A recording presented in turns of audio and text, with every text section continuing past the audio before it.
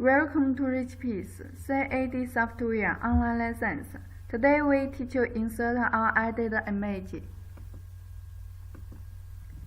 There are three methods to use this tool. The first method, move the cursor to the point. Press Enter. Enter the offset.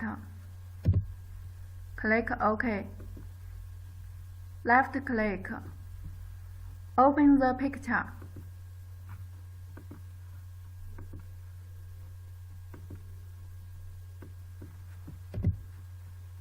Click OK.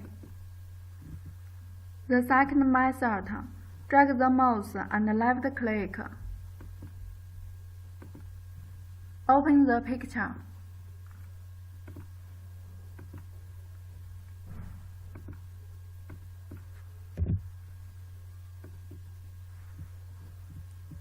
The third method, click the picture. You can pause the picture or rotate the picture. Press Shift and left click. You can move the point to the specified location. OK, finish. Thanks for watching today's video. See you tomorrow.